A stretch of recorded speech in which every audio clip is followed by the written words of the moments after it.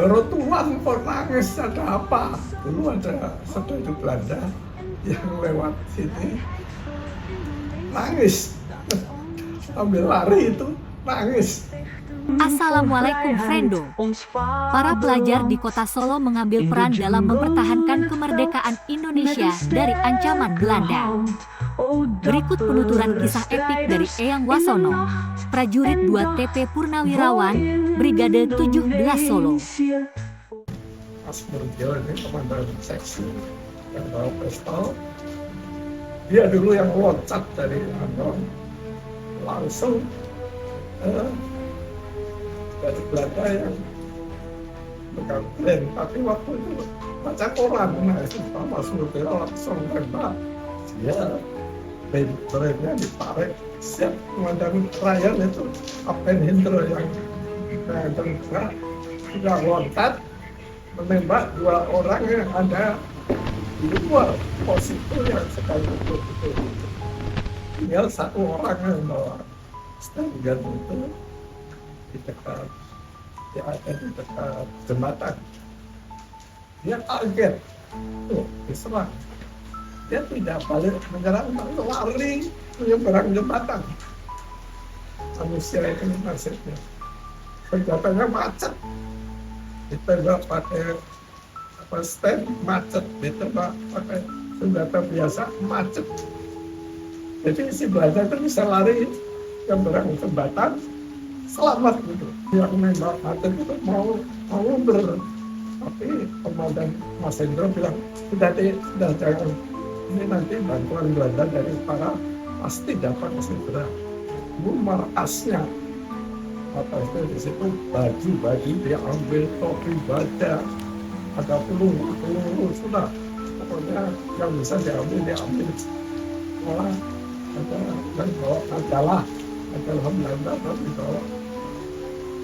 Terus bersama-sama sudah kita mundur ke arah timur sambil bersorak-sorak bahwa kita bisa berperang dengan selamat.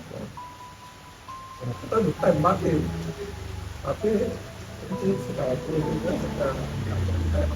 lewat itu kita sudah bubar, sudah lari ke timur. Lanjutannya sedikit nanti ya, itu tadi ada 1 Belanda yang lewat jembatan lari ya. Dia menuju ke markasnya yang di jembatan besar, 1 Belanda. Itu sesudah nanti berapa bulan kita dulu kan punya apa itu pembantu rumah tangga namanya Mbok Joko. Mbok Joko itu rumahnya di dekat jembatan itu, namanya Bajem itu, rumahnya Mbok Joko itu. Nah, saya tuh pernah nginep di rumahnya Mbok Joko, jadi saya tahu keadaan di situ. Pernah nginep waktu liburan diajak Mbok Joko nginep di situ. Nah, serdadu Belanda ini mundurnya nanti, mundur mau ke tidak lewat jalan besar terus sampai ke jembatan.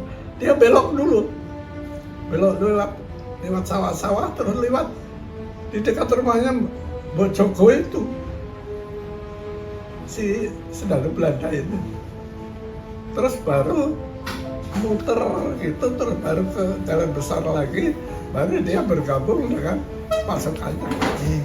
Nah ini cerita sesudah apa itu namanya, sesudah itu. Karena apa? Saya waktu itu makamnya Mbok Joko di situ, dan saudaranya saya kenal. Maka diceritani sama anaknya Mbok Joko itu, dulu ada saudara di Belanda yang lewat sini nangis, ambil lari itu nangis. Nah, saudaranya anaknya Mbok Joko apa keponakannya apa lihat dulu, dia malah dia nanyakan, Doro Tuan kok nangis, ada apa? Itu saudara Belandanya katanya ya banyak ini apa itu namanya peletok ya, karena dia lewat sawah ini penuh tanah, sambil nangis lari mau ke markas yang besar, lewat dekat rumahnya Mbok Joko itu. Nah itu si anaknya itu cerita sama saya, tapi udah Beberapa bulan kemudian jadi tahu dulu ada hantu Belanda lari-lari nangis di sini. Terus ditanya, Tuhan kemana nih kok nangis?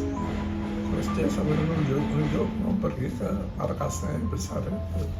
Jadi masih ada hubungan juga itu, dia lari. Kalau dia lari lurus terus itu jalan besar sampai dia kok lewat sawah. Lalunya belok, terus lewat dekat rumahnya Joko, terus baru sampai itu cerita kemudian. Jadi ya agak lucu juga.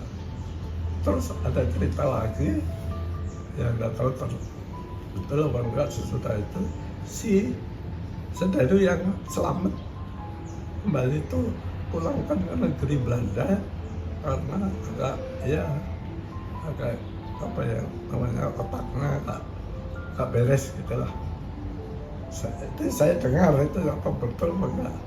Jadi dia saking takutnya atau saking kagetnya terus dirawat, dikirim ke Semarang, dikembalikan ke negeri Belanda.